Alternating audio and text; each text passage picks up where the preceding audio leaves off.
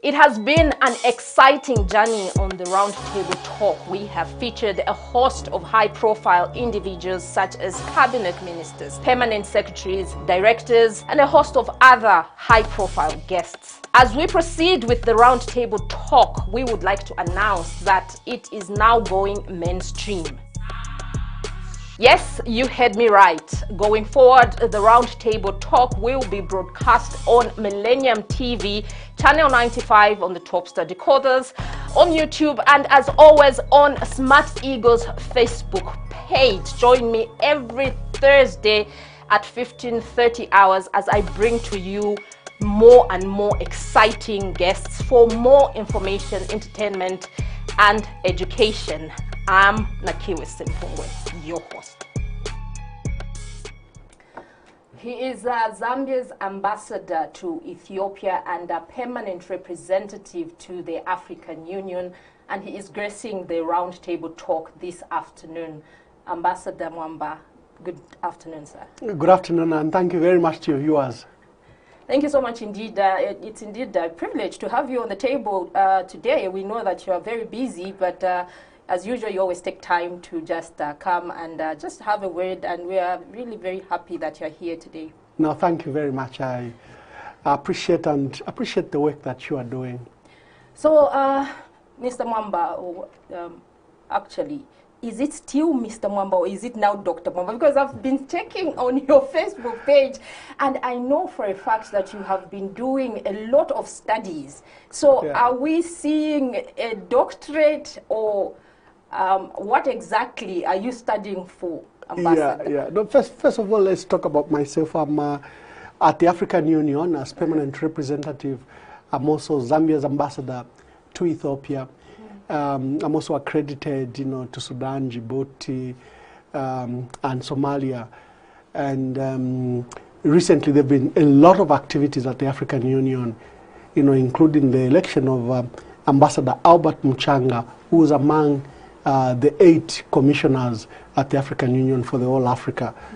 So we've scored some milestones. We've done a good job at the African Union. On my studies, I've always stated that education never stops. Yeah.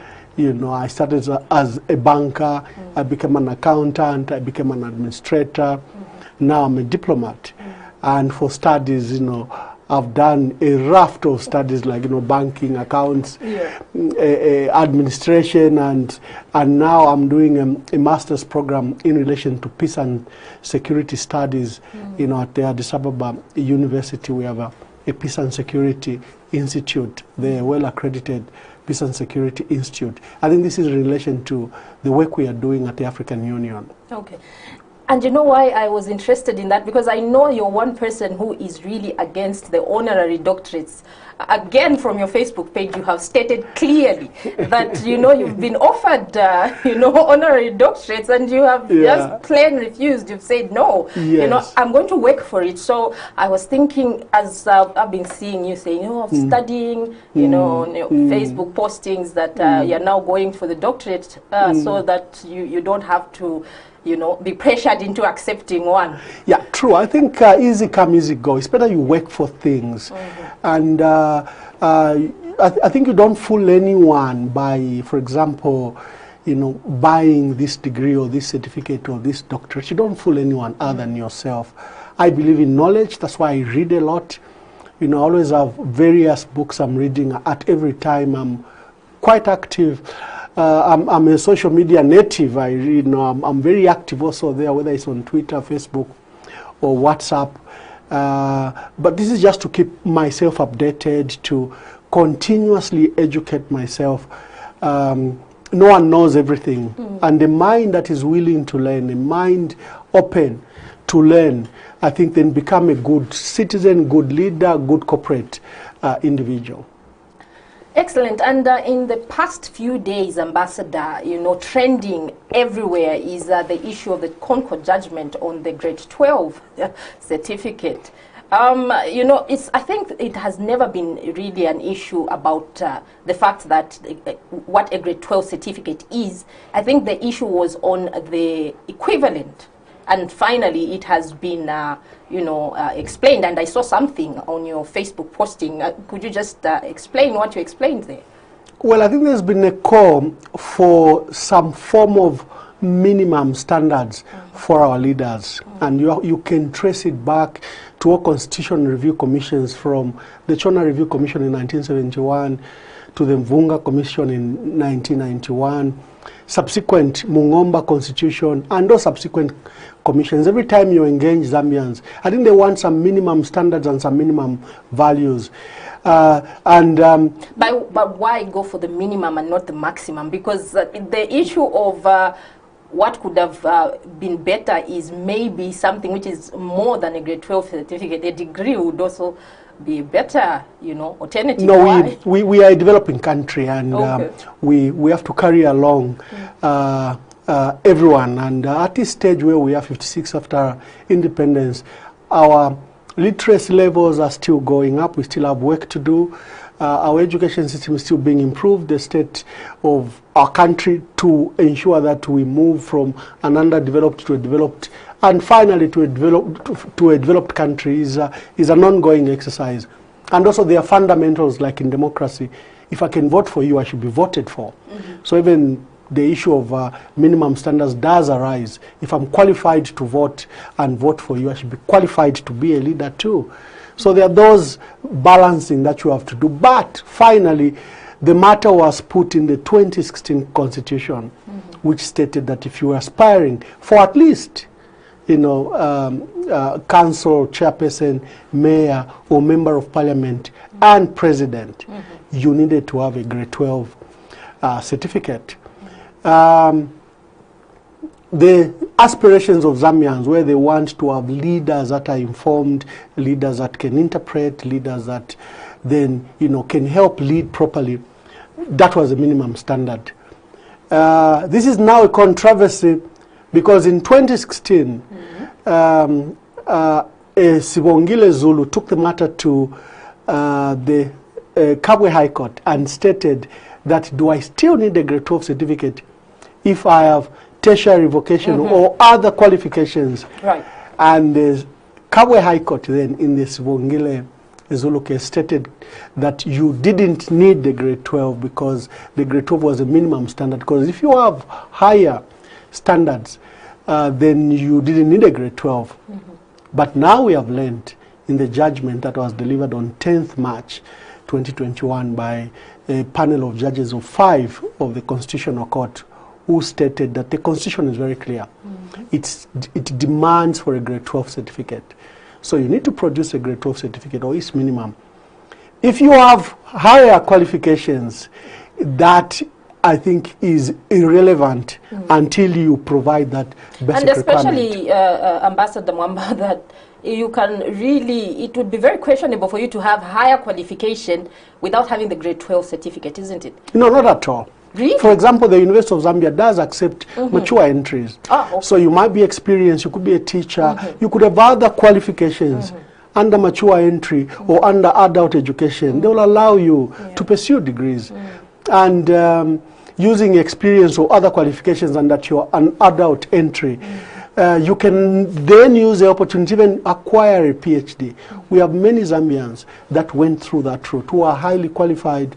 They are PhD holders, Masters of Science holders, and degree holders, yet they do not have a grade 12 certificate. So it is plausible.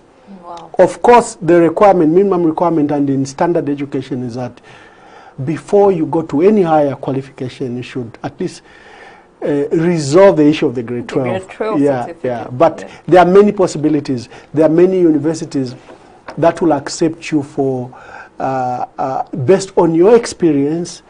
Maybe you've held a job for a long time, and then they say, with this, they put it as an equivalent to a grade 12, then accept you. But this is that brings in the question of, is it really relevant to have a grade 12 certificate? Because issues of leadership, others in the village will argue and say, there's probably a chief there who hasn't even gone through any form of education, but because of the experiences that he has, he's able to literally, rule over issues in his chiefdom. So what exactly is going on? What is the real need for this issue? I'll give a practical example. Thabo Mbeki was president. He had two, very well-respected degrees. He had one from Cambridge University, the other one from Oxford University. And Jacob Zuma, who was challenging him, in 2007, has no formal education. He has never sat in school. He's self-educated by others and by himself. And he beat this man with 2 degrees from 2 well-distinguished universities. I'm agreeing with you that the aspiration of leadership, sometimes people will see a leader, his empathetic approach, his persona, his concern and care, than his academic qualifications. But however, the Zambians, through the Constitutional Review Commissions, have spoken that they want some minimum standards. In fact, there was even a technical committee called the Electoral Reform Technical Committee that sat, and was chaired by Mwanga Zalumis. That alone, again, specifically wanted to address the issue of qualifications and the electoral system in Zambia. Even there, in fact, they put a minimum qualifications for MPs and president degree. But there was a huge debate because at the time it was perceived that Mr. Sata didn't have a degree. So it was perceived that they were trying to formulate a law against a particular candidate. And I think on that score, that matter was rejected. But the point is, the issue of minimum standards have been a point of discussion by Zambians, not by politicians, by Zambians. They want well represented, to be properly represented. Yeah. Excellent, Ambassador. Great stuff. But there's also some, I am a very ardent social media follower, and I know that you're one person who is also extremely active on social media, and therefore it's not strange that I'm not stalking you, Ambassador, so you can relax. But I usually do go through your Facebook postings, and there's something that happened to you just a while back. You had what you refer to as a near-death experience. Could you just tell us what happened? Because you actually did even post, the pictures of where your pillow had been burnt by the phone. You showed the phone and everything, and that was really extremely sad. No, I'm glad. And social media went akub. They were so saddened that we could have actually lost. It's actually son of the soil. What happened that day? Yeah, I am glad that the Lord saved me. That's all I can say. I woke up in sleep in Addis Ababa, and there was a huge flame on the right side of my bed. Huge flame. And I don't know how I even woke up, but I just found myself with this huge flame. I jumped out of the bed. My instinct and responded quickly. I got the rest of the beddings and covered the flames. The flames were quite huge, and it was in the dark. And when I put out the fire, I realized that it must have come from the charger and my phone. And my phone had burnt, my pillows had burnt, and the mattress had burnt, and the wall on the backside of my headboard was darkened. So I immediately called my wife because she was in Zambia while I was in Ethiopia, and I was alone in Ethiopia, and I called her on a video call. That was around 02. And so she just screamed, "Why are you in such a smoke?" I didn't even realize there was so much smoke. Wow. Then I narrated that I've done some mishap, but I've put out the fire, I'm fine. She said, "No, open the windows and door." I did that.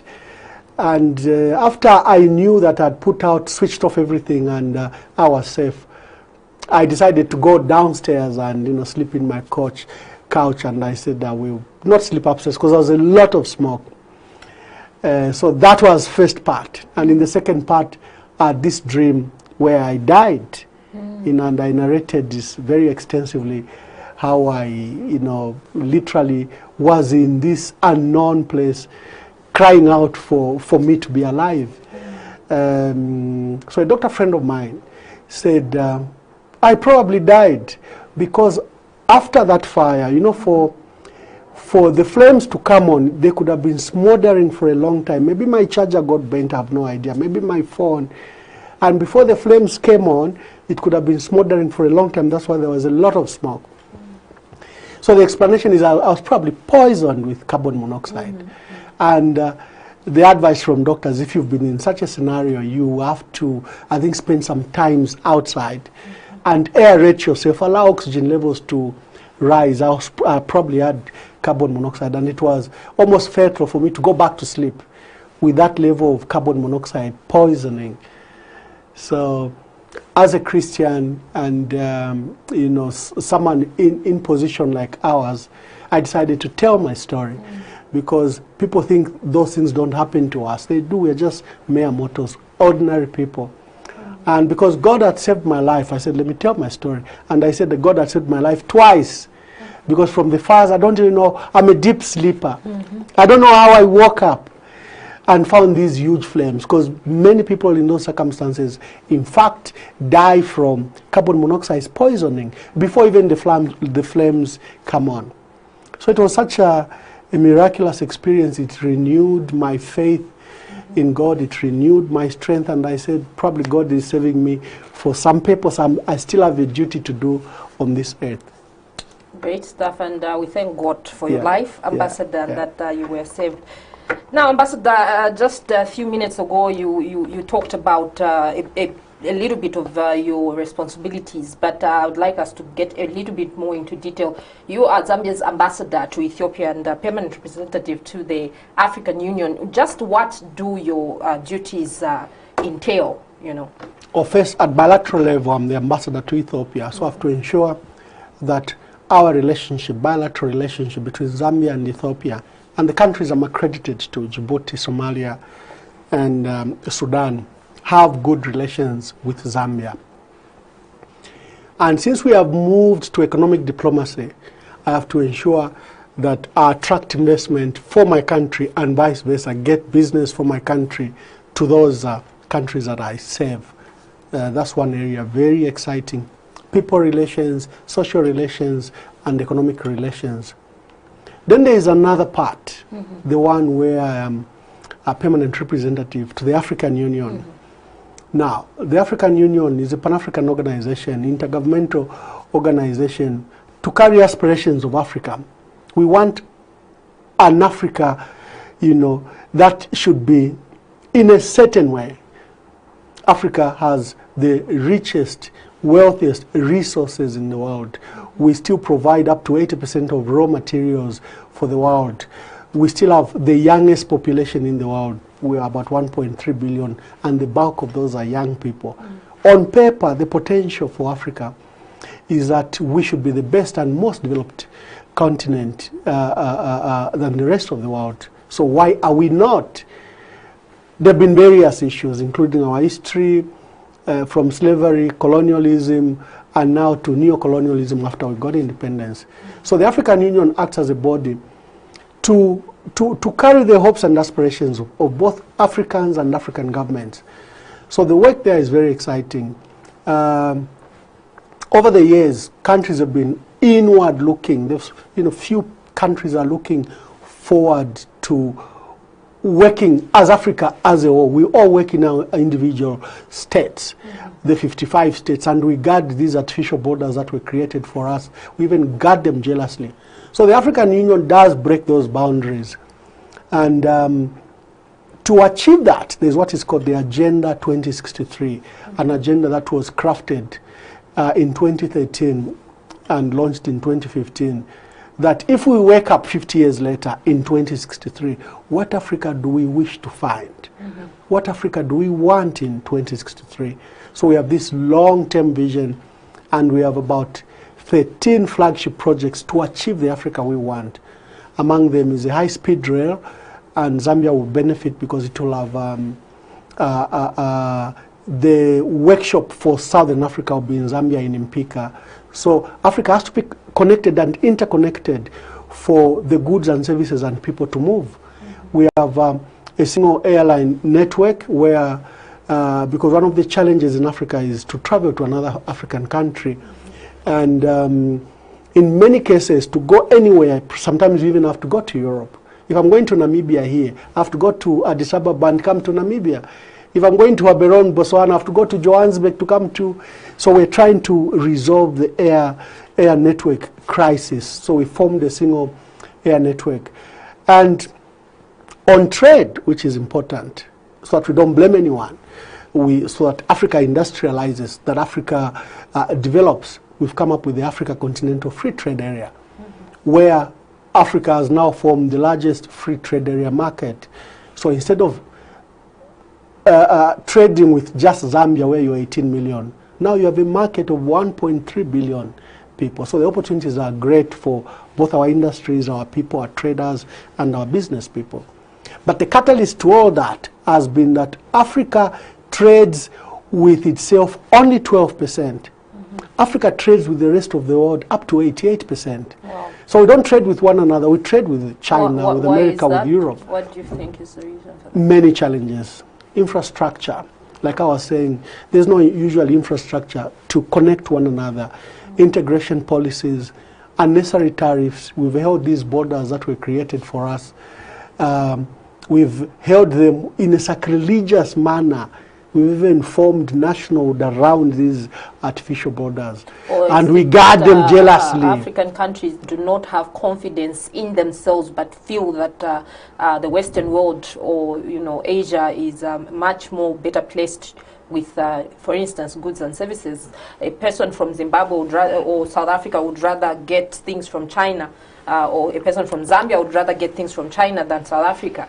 Vice versa, because they feel that the quality perhaps is better out there. True. And like I'm saying, the factors are many. Some are economical, some are historical.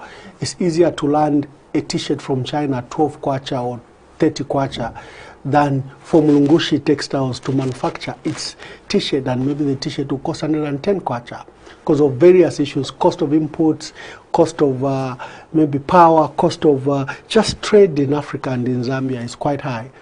So the African Union tries to dismantle those, make it easier for African. A flagship project like the Africa Continental Free Trade Area is one mechanism, one tool in which we can develop Africa together, allow Africa to trade with itself, act in a discriminative manner, positive discrimination, so that we promote our own industries and our local businesses than promoting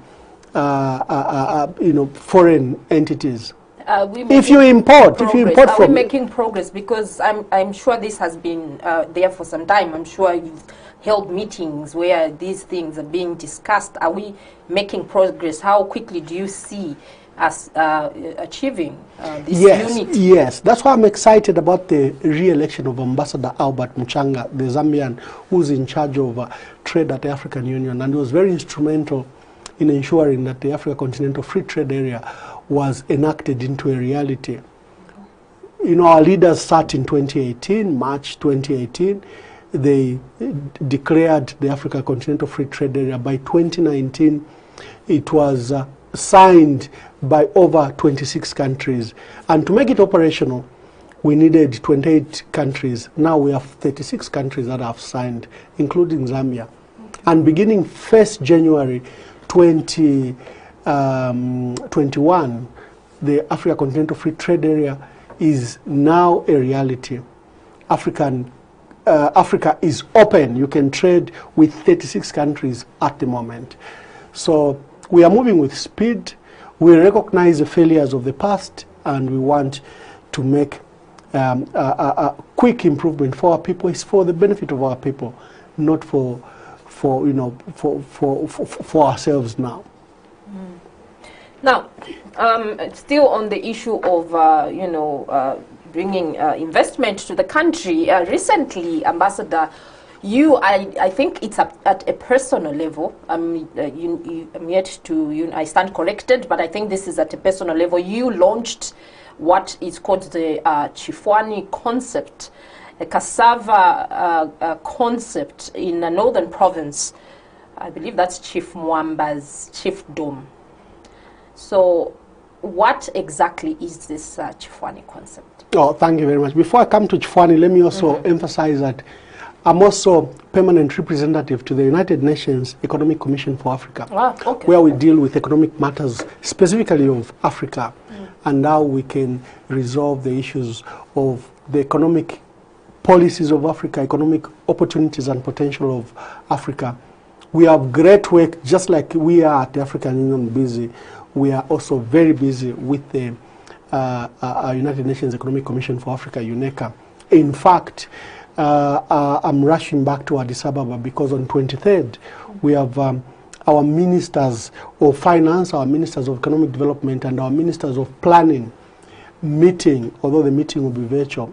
And Zambia is vice chairperson to that body, and our ministers of finance, of economic development, of planning. Various countries call their ministers in different names, but those ministers that are involved with planning, with economic development, and with finance are meeting on 23rd. It's a very big meeting, and Honorable Walyangandu is our vice chairperson. Will be handing over to another minister. Zambia has been chair for the last 2 years. Okay. Excellent.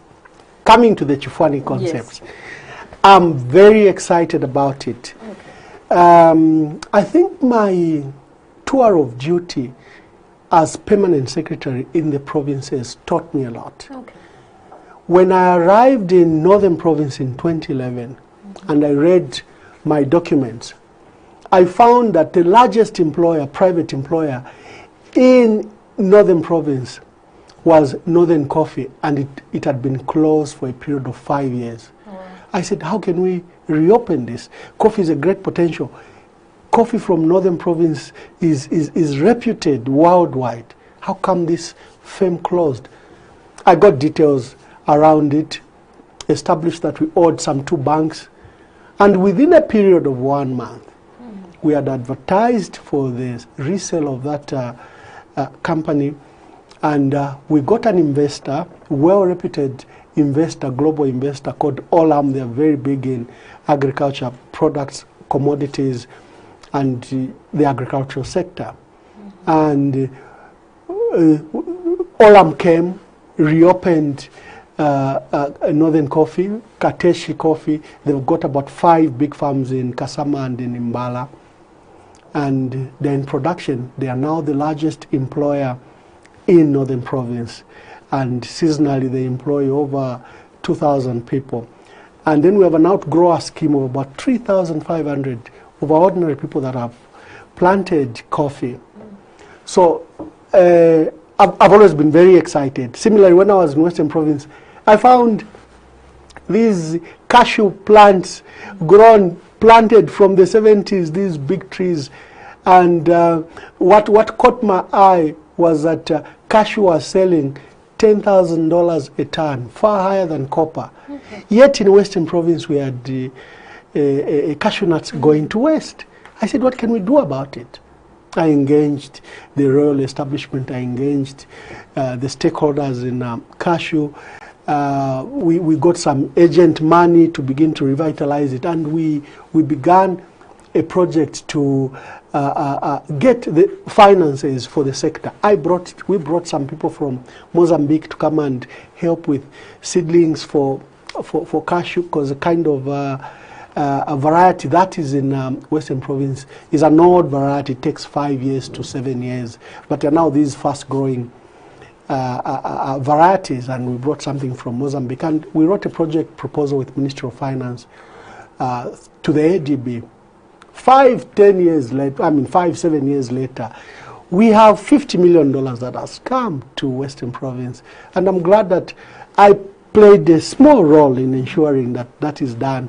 So I've been very fascinated about how to change lives at smallholder level, hence the Chifwani concept. And I picked on cassava because this is a neglected cash crop, but high value. It sells far higher than maize per ton. Wow. But our people just farm it for consumption because it has no market. They don't even know what to do with it. Yet cassava, in the production of ethanol, hand sanitizers, starch, in the production of a lot of things, including fertilizer, cassava is the main ingredient. So I thought we could bring excitement to this sector, allow our smallholder farmers grow this cassava. It's called Chifwani. Chifwani is the smallest unit in farming. Oh. Like 1 lima, that's 1 Chifwani. Chifwani. I wondered what Chifwani Chifwani. So the smallest unit in farming. like 1 lima, that's chifwani. So I'm saying spare 1 chifwani for me, a lima. Okay. In whatever you are doing, where you are growing maize, beans, mwamfaila kwe chifwani, plant cassava. This will, in fact, sustain you. Pay your health, yes. Pay your health, pay your education needs, meet funeral needs and other needs that are at smallholder level in our rural communities. And that's why I'm excited about it. Okay. And for cassava, you don't need much. You plant it, and now they are early maturing varieties. Instead of taking 3 to 5 years, we have varieties that take up to between 8 to 14 months. And the farmer can then access a yield and resolve their problem. What does Chifwani do? It brings a solution to your farm gate, to your smallholder level. So we bring you the seedlings, and we ensure that when the crop is ready, we take it away from you and we give it to the people that use it for industrial use. Wow. Zambia Breweries is the biggest user of cassava. They've partnered with Luapula province and they've done very well the last 5 years. And you have Zonkai, which does ethanol and which does hand sanitizers and fertilizers, and they're a huge plant. So if I'm hearing you right, Ambassador, you're saying that literally you provide the seed. For instance, I'm a small scale farmer, you bring me the seed, I just do the planting, and then when it's ready, you come and collect it from me. I think that's excellent. Yes, it is. So we're making it easier for the farmer. And let me hasten to say, there is a government project already. Okay. We have a cassava sector development strategy between 2020 and 2024, which has projected that at the rate that cassava is growing and the interest for industrial use of cassava, it is now going to be a 24 billion kwacha sector. Wow. So if Zambia Breweries, Zonkai and other players are using cassava in the manner they are using, it's very big. And in fact, the users are saying, can we import cassava from neighboring countries, from Congo?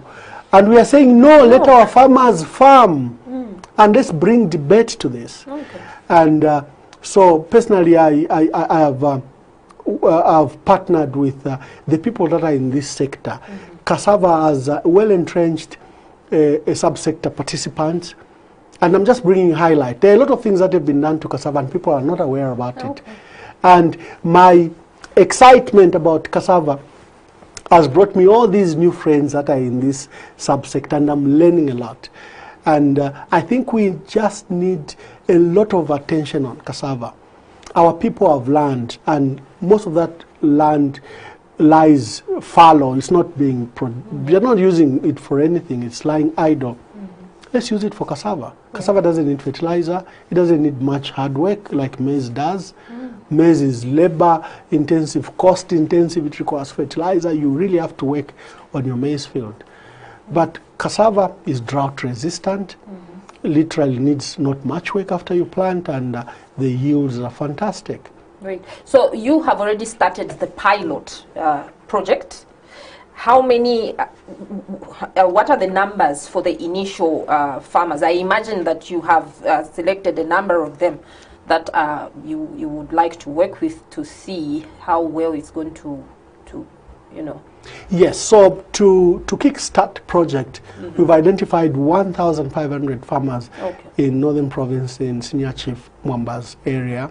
But I've had calls from Serenje to Solwezi to Mongo, because come it's, here, you know, come cassava here. Even in Luapula, northwestern, western provinces, it's done. So when do you intend to roll it out to those other provinces? No, so I'm working with the people in the subsector. Musika, I've been promoting cassava for a long time. Musika is an agriculture-based, social enterprise that promotes NGO that promotes the growth farming of cassava. They're in the sector and they are helping us, get established. And like I said, there are these industrial users of cassava, such as Zonkai, International, and Zambia Breweries. And there's what they have called aggregators.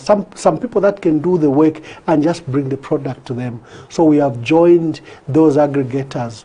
But for me, I'm looking at it beyond the aggregators. For me, it's the help to that local farmer. Poverty can be lifted by action. Sometimes people want capital, they want money before they can move, but ideas bring all those things. And that's why I gave an example of what we did to coffee in Kasama and what my role in cashew nut in Western Province. Ideas bring everything else. Everything then rolls out in order. So when Chufani, do you see it? Obviously, I see it being a very huge project as time goes by. Would you look to having investors? Like, can I come and invest in the concept? Yes, yes. If you have land, partner with us and grow your own cassava. We'll make the market linkages for you and provide technical support for you.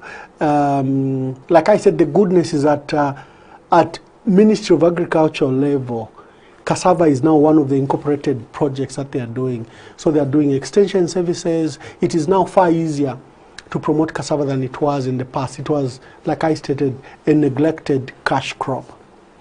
And you will only restrict the Chifwani concept to cassava. There is no chance of it going towards other crops as well, millet, sorghum. In fact, you know, the purpose of Chifwani concepts is to bring a cash crop to your lima, to your Chifwani, any cash crop, depending on the area. It could be, you are in the, Barose Plains in Western Province, and for 8 months you have nice water, rich soil. Why don't we do vegetables there, pelima, and you enable a farmer. So my concept is about a cash crop at small level to benefit the local communities and the rural health communities. Because after living with them, while I served as permanent secretaries, I realized simple solutions can lift people out of poverty. Yeah, excellent. So apart from that, I was talking to somebody just earlier. I said I'm going to have Ambassador Mwamba on the round table, and I want to discuss with him extensively the Chifwani concept. And somebody was saying they saw something on your Facebook. This time it's not me who saw it. Somebody said they saw something on your Facebook where you said, a dream deferred, and they thought that it has to do with your aspirations. You wanted to stand for Kasama, or you want to, and then the dream has been deferred. And they were saying, well, is he really going to continue with that project now that he seems to be derailed? It wasn't it because he wants to stand in the area that is it you took Chifwani concepts to the area so that you can have a better chance of getting the seat in Kasama? Yes, thank you very much. I use the word deliberately, dream deferred, because dreams should never die. Yeah. They can be suspended, they can be put aside, but the dream should never defer. The Lord says in Ezekiel that the idea or destiny can be derailed a bit, but will be achieved. So I've been working. I tried in Kasama Central in 2015, but I was appointed as ambassador, as High Commissioner to South Africa. So the dream was deferred because then I had to do that noble job. I tried in 2016 in Matero when when Mal Sampa resigned. Again, I was advised that Ambassador, you have a job and you're doing very well. I think keep at your job. The work in Kasama is an ongoing work. All the projects we're doing in Kasama will go on. I've not started them today, and like I said, I started them in 2011. I come from there. I have a house in Kasama, family in Kasama, so I'm well rooted there. For the political aspirations, time will come. I want to offer myself, but I've always held myself at Ndichivombelo Chachalo. Whether I'm sent to Northern Province, Eastern Province, Western Province, or South Africa or Ethiopia, Ndichivombelo Chachalo. That's all I do. That's usually my focus, that I want to help people wherever I am. Well, you have not said why the dream has been deferred, and somebody will probably be thinking it too much of a coincidence between the time the dream has been deferred and the time the issue of the grade 12 certificate. Are you also aware of ambassador? Is it because you don't have a grade 12 certificate? Why has the dream been deferred? I have a beautiful grade 12 certificate with distinctions. Okay. Proudly, I can proudly display it. Yes, no, I'm not affected by the grade 12 certificate. I've settled my issues with ECZ in my first instance when I did it in 1989. So I have no problem with the grade 12 certificate. However, I'm encouraged by people like, sorry to mention him, but our Secretary General, Davis Mwila, he researched for his grade 12 and got distinctions. He proceeded to enroll, and now he has a degree. Yeah, Cavendish University. Yes. Like, for me, those people like him inspire me. Education never ends. Right. And lack of education is just a mere setback. Keep on improving yourself. Yeah. Excellent. I think that this interview has come to an end too quickly, Ambassador. And, yeah, I thank you so much that you took time off your very busy schedule, and I know that you're rushing back for more important meetings. But thank you so much for having graced the round table talk this afternoon. And we hope that you can still soon come back when we discuss more about the Uchifwani, because I also want to invest. Oh, wow, you're welcome. Thank you very much. Thank you very much for offering us an opportunity, and you are doing a great job. Keep on getting more guests to educate our people, expose us to your audience. We share ideas. I think it's about ideas and developing this country, nothing else. Ambassador, I know that the Chifwani concept is really about being out there in the fields, and you will probably need a lot of t-shirts and capes to just cover your head, though you have a lot of hair there. So the round table talk, we would like to just present to you a cape. No, thank you very much. Yes. Wonderful, wonderful, beautiful. I'll wear it with pride. Thank you so much, Ambassador. So you can be our ambassadors. Well, you're doing great. A great job for the country as ambassador. Wonderful. So please be our ambassador for the round table talk as well. Thank you. Thank you. I'm so grateful. Thank you very much, and thank you for the gesture. Thank you so much, Ambassador. There you have it, our round table viewers. On this Tuesday edition of the round table talk, we featured Zambia's ambassador to Ethiopia, permanent representative to the African Union, His Excellency Mr. soon to be Dr. Ambassador Emmamuel Mwamba. Until on Thursday, when we bring another exciting guest on the Roundtable Talk, my name is Nakiwe Simpungwe, your host.